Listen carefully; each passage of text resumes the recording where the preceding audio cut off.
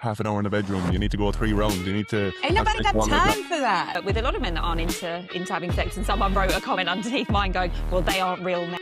More percentage of men want open relationships than women. I think it's 35% of men and 20% of women. Back. Good morning, guys. Good afternoon. Good evening. Oh, hey, welcome to my teeny tiny channel, Science Meets Soul, which I run with my friend Anita. Both of us have over 15 years experience in holistic well-being, in human behavior, and we would love it if you would like, subscribe, follow, share. We are teeny tiny and we're just an at-home production, meaning I'm just at home editing. So if anything resonates, we would love you to just click that subscribe button. Evening, Anita. Anita, a human behavior expert, and Cahill. I'm just going to get that wrong, but we're going to get it right. We're going to tune in. And you're actually also a coach, and you are an intimacy expert, an intimacy coach. Is that correct? Yeah, so I've recently started a new page called Intimacy Rewired, helping guys that are struggling with performance anxiety in the bedroom, and it's really kicking off, like getting a lot of traction, getting a lot of DMs. So yeah, it's Oh, exciting. I'm so happy. That's amazing. Mm. It's a big topic, and I love the videos you post because I'm just like, yeah, I don't know who these people are saying all these, like, I mean, that's their perspective. I get it. But yeah, there's some crazy notions out there. You're talking about the ones where I give them like their 10 seconds and have their airtime, and then yes, the reaction videos, reacting to extreme perspectives. Yeah. And Wild. it's that type of conversation that causes performance anxiety in the first place, because guys are, when they're young, like 13, 14, 15 years old, even older, and hearing other guys talking about, you need to last half an hour in the bedroom, you need to go 3 rounds, you need to Ain't have nobody sex got one night. time for that. Ain't nobody got time. You know what I'm saying? I got things to do. It's interesting watching those as well. And for me, as I watch those sorts of videos, as I'm sure you know, it's wondering what's going on for the uber masculine that needs to be promoting that stuff. And it's not okay to not be that. So there's so much of this that all plays in, right, with the personality types and the more not manly, but the extremities of that masculine, that it's not okay. I saw there was a comment the other day on something. Oh yeah, there was something I watched. It was a podcast, and they were talking about some men not being into sex, and these guys were going, I don't really understand it. And I wrote something about being a coach and saying, yeah, it's, I work with a lot of men that aren't into having sex. And someone wrote a comment underneath mine going, well, they aren't real men. And I was like, what personality type that's running there? Wow. Mm. I mean, yeah, that's a big topic. Today we're focusing on open relationships. And I think it's interesting because the alpha males do play into this a lot. According to research, it is often more percentage of men want open relationships than women. I think it's 35% of men and 20% of women. Again, that's ChatGPT, so I don't know, guys. Which is really interesting. I would love to gauge both your personal and coaching perspectives on open relationships. You want to go first, Anita? I'm really sorry. Is this what we're talking about today? Are we clear that this is the topic we're going on? Yeah. Yeah. Isn't that what we agreed? Yeah. But I thought we'd changed up the topic and we were going to talk about intimacy rewired. So I was expecting something completely different. No, we'll do that next time. I didn't realise. Oh, okay. Look, intimacy rewired. I think it comes to play into this conversation, actually. Yeah. But we're all good with this. Sorry, I was a bit thrown off. Are you good with this? Yeah? Yeah, I am. Yeah. Okay. Good. Yeah. All right. So what's my take on open relationships? I mean, to me, what do I think is do whatever you want to do, right? Just, if that's your thing, then do it. What I normally see is people that enter into these things. I mean, we struggle one-on-one. We struggle with ourselves most of the time. So what I usually see when people are trying this open relationship thing is a bit of a mess. So I think for me personally, what do I really think is I think if people are really doing an open relationship thing, you got to be at quite a stable, psychological, highly developed, way to be able to handle it. And unfortunately, most people aren't. So I think it's great, go for it, do whatever you want. But really, the reality, like most relationships, hard work, throw another person in, even harder work. Cahal?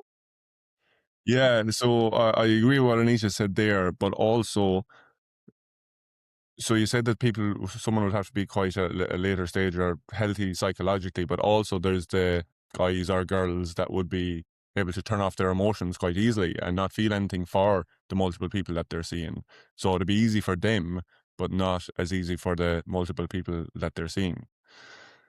Yeah. And in regard to what I think of it, I think whatever anyone decides is completely up to themselves. I'm definitely against the law, we'll say, the one that the church brought in about it has to be one person for forever. I don't buy that. Some people that works for, and some people that's great for and fantastic, but for everyone as a blanket rule, I don't agree with.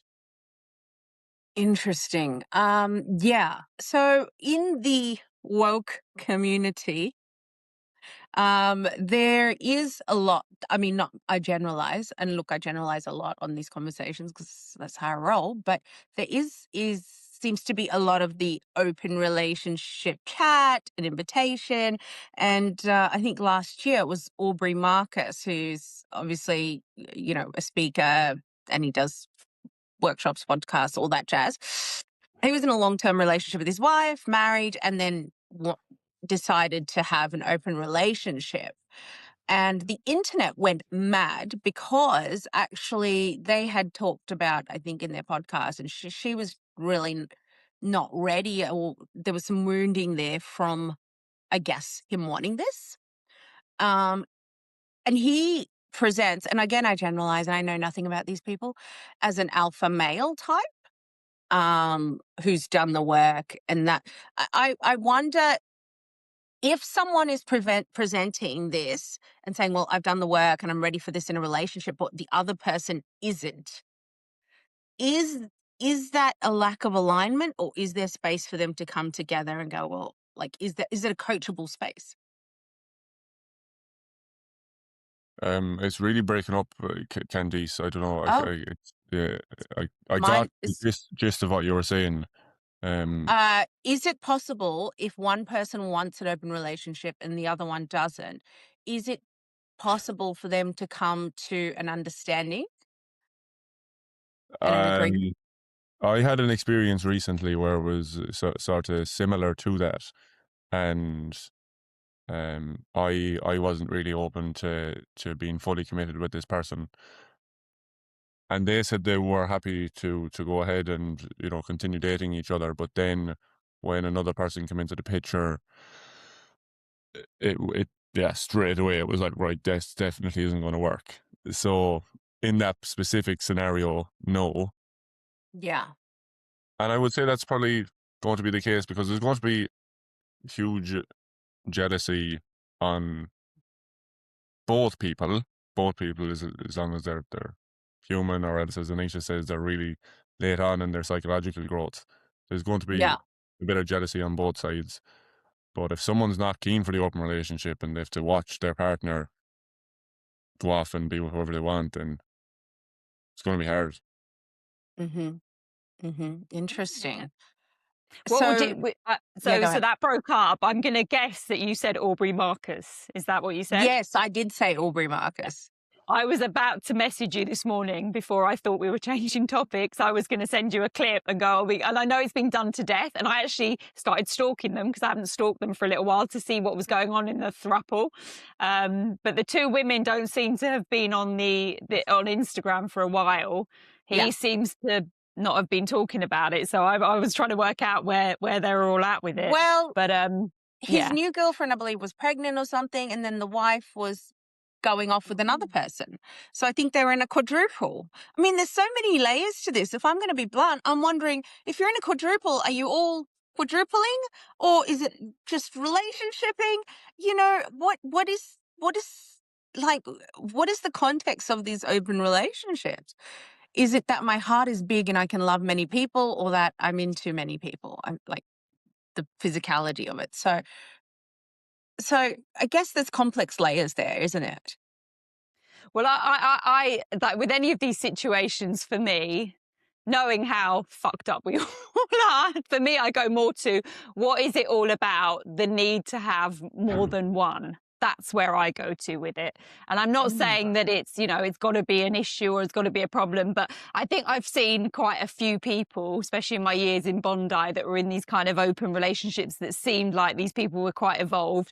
But really, as knowing me, going and giving, quizzing them and seeing what's going on, seeing the programs that are running behind it, whether it's the options program, the fear of committing to that one person, and all the usual stuff came up, right?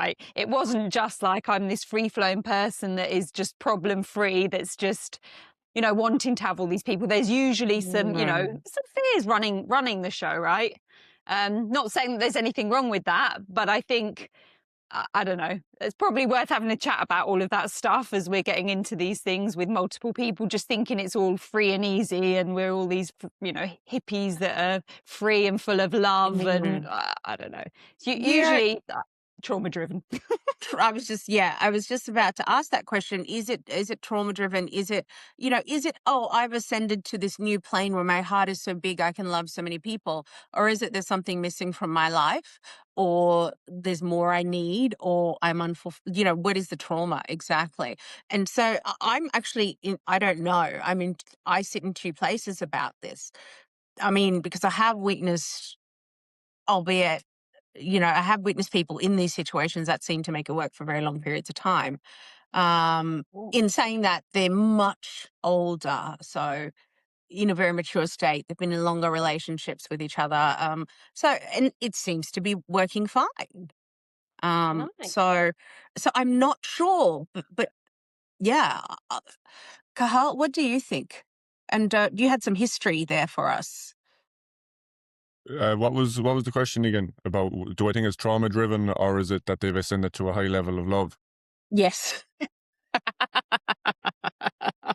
I from my experience, yeah, it's more trauma driven, and the people that including myself even, and the people that I know as well, are doing it because from what seems to be there's something missing. Therefore, if I have multiple options, I'll feel better about myself. Ooh. Okay.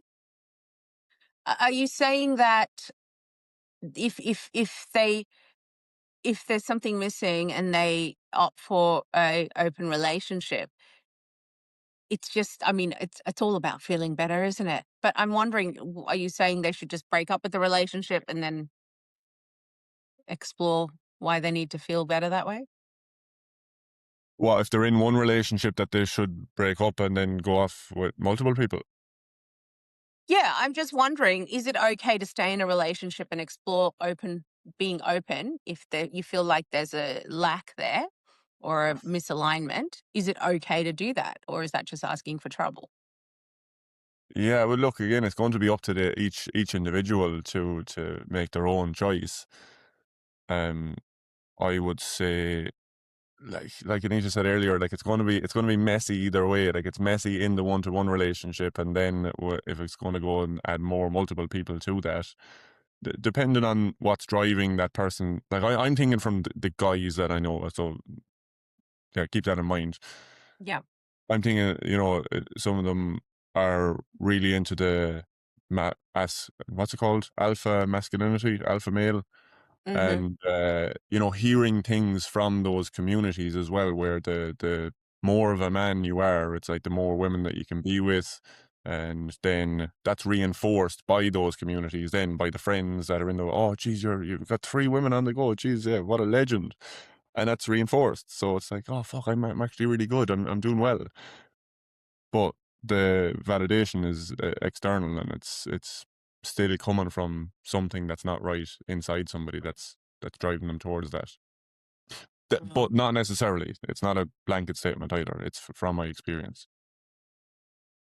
Wow. Yeah. I mean, yeah, I can see that. I can definitely see that. And historically speaking, you said you had some historical insights into, I mean, we've been non-monogamous, right? Historically. I mean, Yeah, marriage was a late invention. yeah. Well, even looking at Ireland, Christianity came to Ireland in I think it was around 1600 years ago, in the year 400, and before that, I don't know the exact way they used to commune or socialize or whatever, but it was more open to, it wasn't like strict rules. You had to be with one person for the rest of your life and you had to marry. And if you didn't, like, women were stoned to death and burnt at the stake I think men had more leeway in Ireland after that, once Christianity came in. But I was looking online beforehand, and in other cultures, I've got some here on my phone. I'll actually read some out if you want. Yeah, please. So in most cultures around the world, historically, men did have more leeway and got away with more and had more rights, let's say. But there was some cultures where women actually chose the men and chose the inheritance who to go to as well. So, in ancient cultures and partnership norms, hunter-gatherer societies, many early human groups were flexibly monogamous. Pair bonding existed, but partner change across a lifetime was common. Sexual relationships were often shaped by more survival, kingship, cooperation, rather than exclusivity. Mm. So here's one where Mesopotamia, marriage was primarily economic and social, not romantic. Men could have multiple wives or concubines, and I had to check what that word means. And it's basically like somebody on the side, like, so they have a main marriage, but then they can also have people on the side and can also have kids with the woman on the side, but they'll be of less status than the actual real wife. Was that before the introduction? That's after the introduction of marriage. I wonder if before the introduction of marriage, women were more liberated before the church, before the structure. Was there more liberation for women and less ownership to men? Like, as you know, I From the wonder. limit from the limited research that I've done, it depends on the culture. Most cultures, men were more liberated and women were still relatively suppressed. But there was some areas of Latin America and also in China where women did have almost more rights than men. Um, Wow. And what changed that? I'm asking you to be a dictionary right now. yeah, Uh, what changed that? Uh, yeah, well, yeah, I think religion huge. Like I don't know how religion spread so wide across the world. It's like Catholicism and Christianity is literally worldwide. And when it yeah. spread so far back in 1500 years ago, I don't know how, but I would say that has a huge had effect on it. Mm. Anita, do you think the structures that were put in place um, created more confines for women, or and that we were more liberated when it was less structured and we were free? Well, I think the part that we don't know about is the mind aspect, right? So the laws or the rules or whatever culturally are whatever's happening in that time. But how do we know on the inside how people were feeling? And I think this is the part that we don't know. We kind of go, oh, anxiety's on the rise, all these things are on the rise, but we're measuring a lot more now. We've got a lot more labels for things. So I think there's this thing of kind of we often will look at, well, what were we like in the past? In theory, it doesn't matter because it wasn't us. Well, it might have been us, but we don't have memories of whether it was us or not. So we kind of do this comparison. But we were hunter-gatherers and we were like free and, you know, we were in monogamous or non-monogamous. But it doesn't actually matter what we were. It's what we are now that matters. And if we are going to deprogram ourselves and change, you know, culturally, that's a big thing. It's not just that we can just suddenly go back to what humans were prior. we've got to undo the programming that we're in now in order for things to change, not just go, well, innately that's us, because it ain't. Innately in us is whatever we've created now. So if there is going to be change, we've got to, reprogram the way that we see this whole thing. And if we can change all of that in our mind, then we change our meaning around what a relationship is.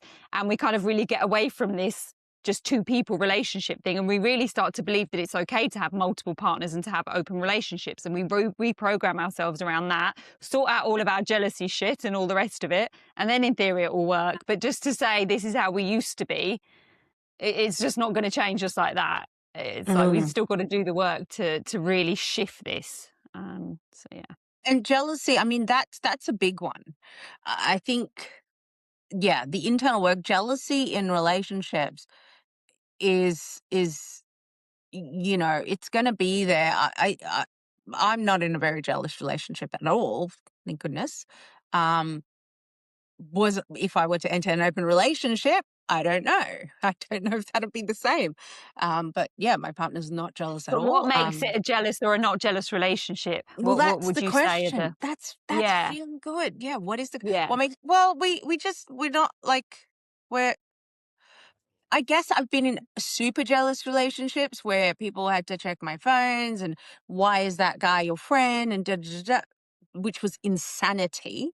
It was absolute insanity. So I don't have that now. Like I have male friends, my partner has male friends, like it's a female friends, like it's just you're normal, well not normal, but like there's an acceptance. Well, I trust you. yeah. Yeah. There's And a I think so. there's I was thinking about this the other day. This was something. So when I was with a long-term ex, I didn't know what jealousy was in theory. I had someone who I was with for years, didn't look at another girl. It just for me, that was what was normal. Then I moved to Bondi. And then I realized I was a fucking jealous bitch because I was literally like, these men, not all of them, but some of these men, and then, we're in Bondi, we're not just living in some little village in the UK, right? And I was like, wow. And then I realized that the jealousy that was born within me from a very young age, comparison to, let's say, sister jealousy, who's preferred, all of that stuff that we learn very early on, that had kind of gone away because I was with someone and, I didn't get to see any of that. And then when I moved to Bondi, I was like, where is all this coming from? And then the realization that the young girl that hadn't dealt with any of that jealousy stuff, that was all coming up and it was never, there because I was with someone that didn't look at anyone else. So that's always the interesting thing. It's like, what is jealousy in relationships well, and potentially your exactly. exes? Yeah, it might have had some, it seems insane, but what was their past like? What was their childhood like that maybe formed them to be jealous for whatever reason that is now coming up? Seems insane because you're faithful, but it's got nothing to do with you and their own past that's coming into that dynamic. Yeah. When I think about it, I was also very jealous.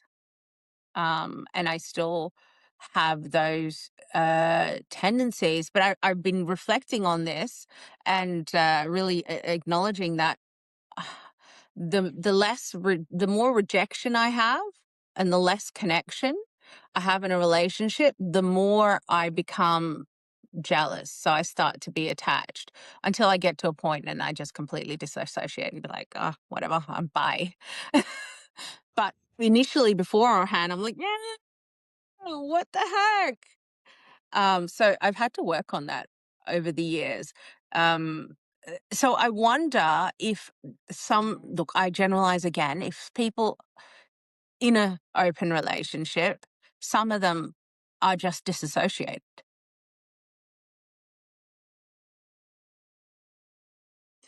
Both Potentially. just, that's my observation that perhaps some people are really disconnected And from the. can you repeat that part again, Candice?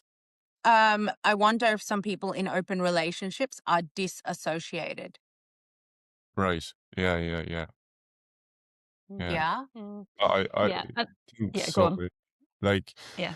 as I said earlier at the start, when Anita was saying that if someone's at later stage of psychological growth and they're full of love and just able to love multiple people, that's one side of it. But then also the other part where what you're saying, the disassociation where men or women can just disconnect from their emotion and not feel that connected to the one person or the 5 people that they're seeing.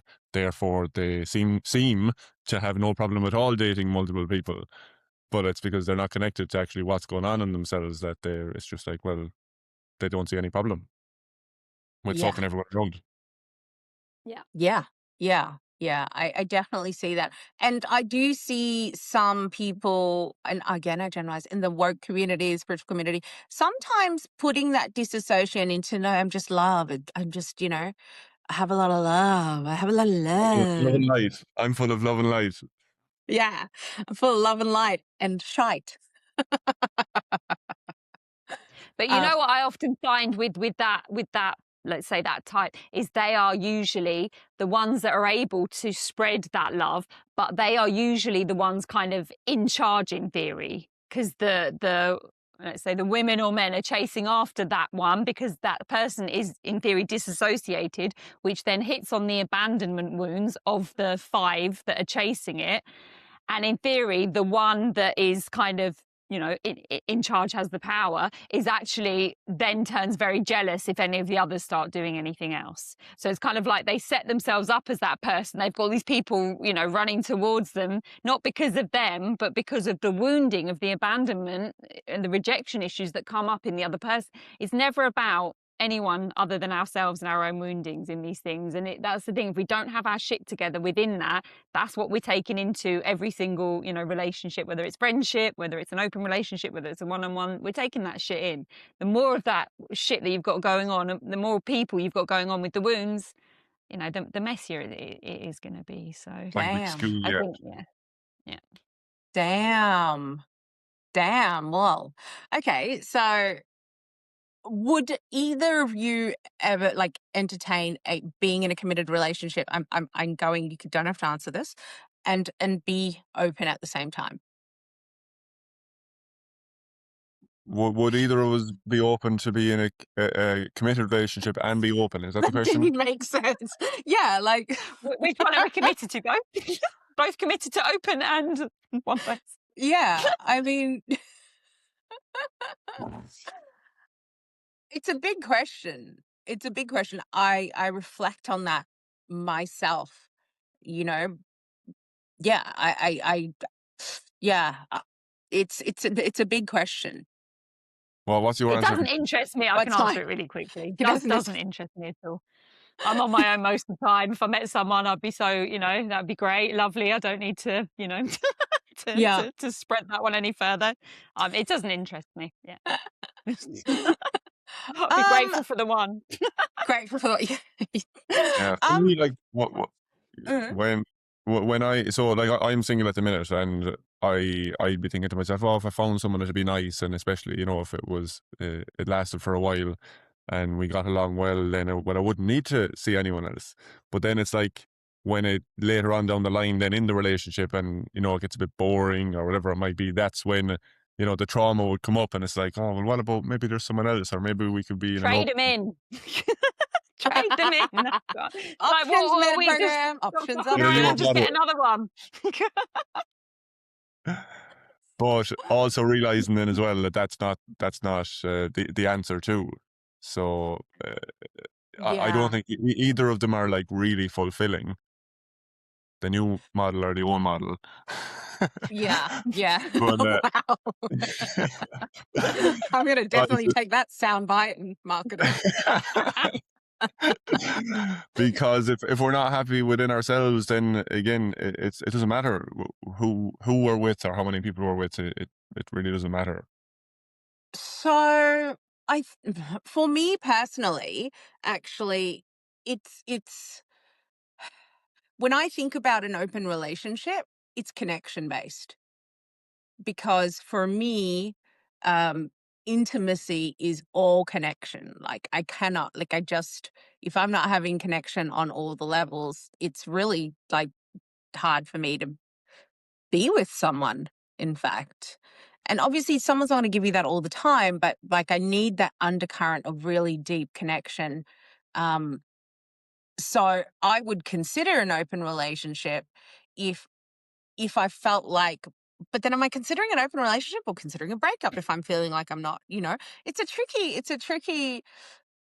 tricky situation. Are you thinking because there's so many levels that need fulfilling, no one's perfect, so you've got to have a bit of a range of a few Yeah. different people? One for each level. Well, Anita, you said it. I didn't. Okay. Yeah. Look, I think the thing is, right, if I was an evolved human and enlightened and being able to love at that level, I would definitely have an open relationship. But I wonder, like, okay, is it open relationships we crave or deeper levels of connection? But who with ultimately, Candice? Who do we really want the connection? What sort of connection are we really after here? That's the With question. ourselves, the Well, connections with exactly, and then we'll keep ourselves. filling with more and more of them. How much more open can I get? Am I looking in the right places? You know? Well, if I And just often the cultivate connection a that we're deep really looking for is relationship with myself, because a really deep, amazing relationship with myself, which I have had that experience for, then I don't even need a relationship. I just need some good friends. don't even need them. I might not have a relationship at the end of this call if I keep going.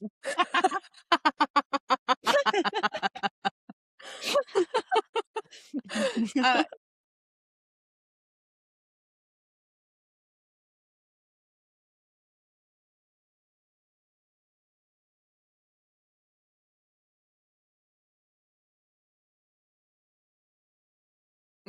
is that where you feel like you're at?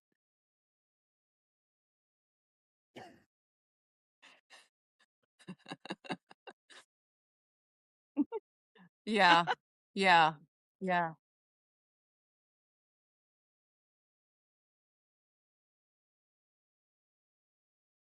It's Mm. always a work in It's progress, interesting. though. I was having this Yeah. chat the other day with one of my friends who I haven't seen for quite a few years. And she was saying to me, is there not times, Anita, where you just really want to be with someone? I went, yeah, but those times are when I feel shit. And when I'm not feeling shit and I'm feeling good in my life, I'm fine. Like, it's fine. And then there's times where I'm like, yeah, I need some rescuing right now. You know, there's a hope that there's someone out there that's going to make, and it's really noticing that. I've noticed that a lot over the years. And when have there been periods where I've gone, yeah, it'd be nice to just have someone there to hopefully make me feel better. The rest of the time, it's like take it or leave it kind of thing. But it's, it's a needs-based wanting, not a just an open, yeah. It's like, fuck yeah, I could do with someone right now to, make Yeah. me feel better. Yeah. That's funny because So. I remember being at that point and I feeling that way. And I had that conversation with Jay, and he was like, well, yeah, that's fine. You can continue on this way. But if you don't enter into, like, if you don't have relationships, you don't get to keep seeing yourself and keep growing and evolving and peeling back the layers. But there's people everywhere to have those with. I have enough, but Mm. mirrors everywhere in my life that, Yeah. I don't You're feel like, like I I'm got enough missing out on mirrors. any particular one, right? Yeah. Yeah. Yeah, but you know what? And but that's been the beauty of it. That's been the easiest ones I've had in a long time, right? Which is that's the amazing thing, that it's been such a long period of not being around it that I'm just here going, God, we've all done so much work because they're actually not the problem in my life, as they used to be. So it's Yeah.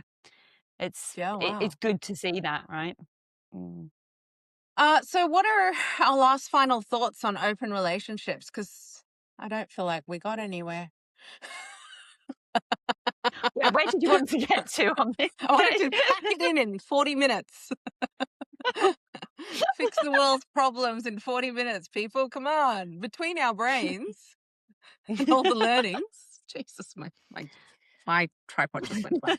Yeah, I guess I guess what I've gotten out of this is that it would take an extreme level of enlightenment to be in a open relationship. And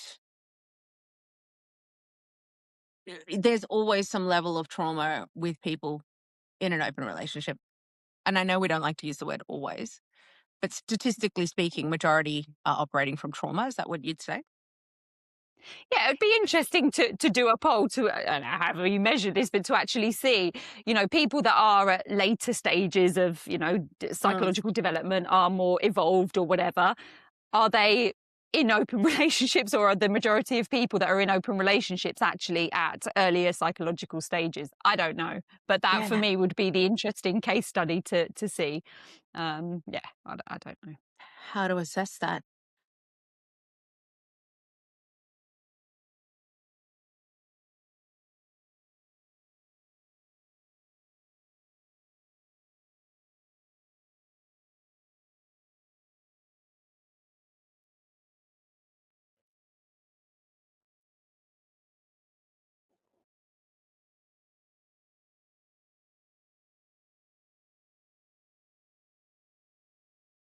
Mm.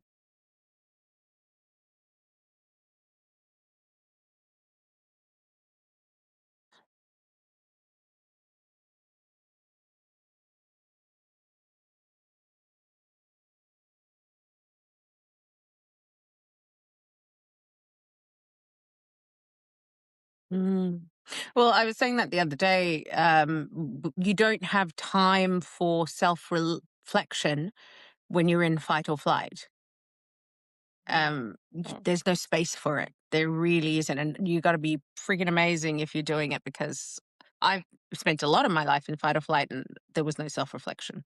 I was just dumping trauma on trauma and trauma and trauma until I was able to slowly come out of that. And fight or flight meaning, needing to survive, needing to pay bills, needing to support kids, needing to, you know, and then take that another level in fight or flight in war zones. Yeah, I can imagine that people might not have time to sit and ponder these very first world problems.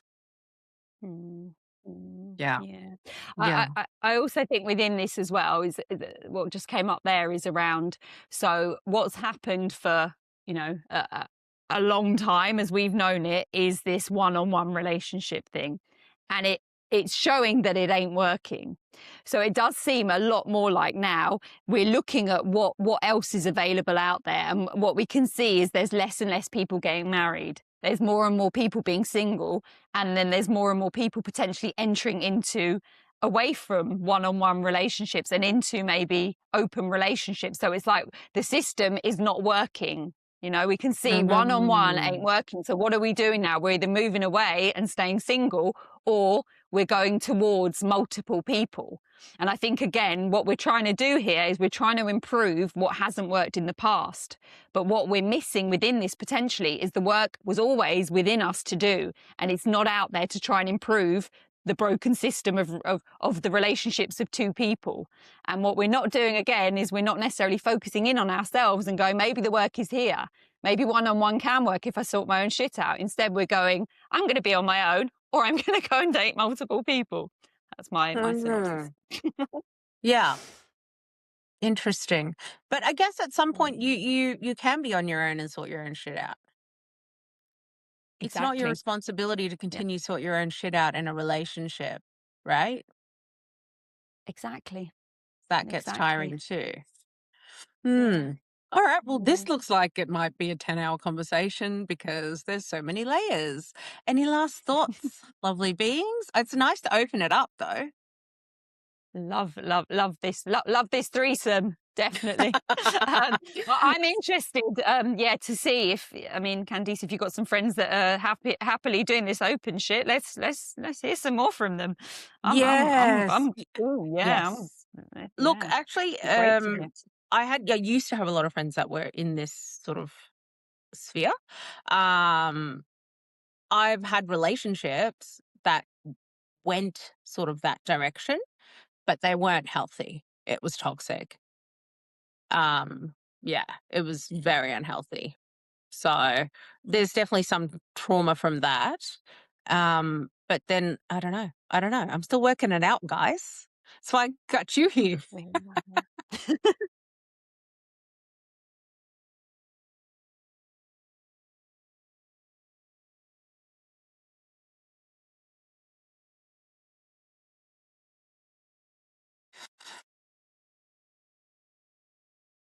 Um, I think safety and trust. I think that if you don't have safety and trust with people, you'd learn not to trust anyone. And if you can only trust yourself, you become, I guess, you know, you only answer to yourself. And then that I guess that's when, I I think when I've been in open situations, that's what it was. I was like, well, no, I can only rely on me. I can only trust me. I'm not going to commit, because if I commit, someone's just going to let me down. So,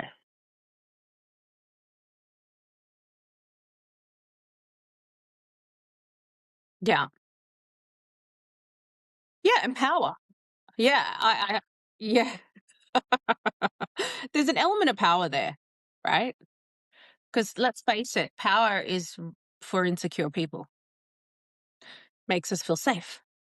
If I have the power, then if I have the power of who I'm with, what I'm doing, who gets my time, I'm controlling all the situations. I don't have to be vulnerable. I don't have to be insecure. You don't have the power. I just go, boom, I'm out. So hence how I want to just control. I mean, yeah. And I think Charles put something up the other day, actually, that Anita, that was quite interesting about how the world's being run by insecure men needing the power. Type, type 8 city, right? Yeah. Sorry. Yeah. Type 8 city, 8-3. Yeah. Yep. Yeah. Yep. Yeah. Oh. And there's a really interesting book, and it's about when women get power. It's called Power, actually, the book. And it's in a world where women suddenly get physical strength and gifts and power. And the book represents that, well, if we had that level of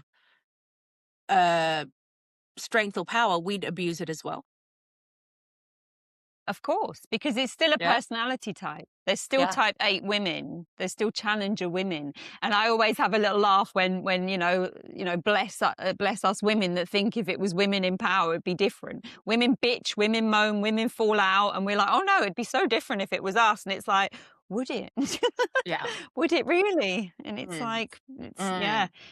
it's kind of easy Mm. to point the finger at because that's what's happening. But the minute those roles change, and at some point it may be that women do kind of, there's a role reversal, and all of a sudden the underdog is then going to be the one that's, the popular one again. But we're all human and we're all suffering, and we've all got a responsibility, rather than just blaming each other, right? So Yeah.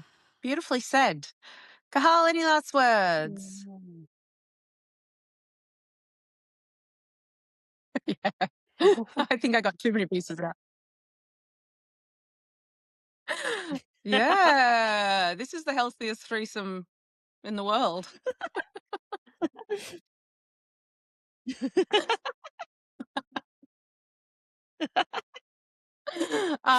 Yeah. want to do a chat on the ED next. What's the The ED? men's stuff.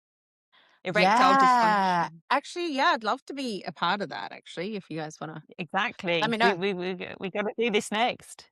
Next. Sounds good. Thanks all. Yeah. Bye.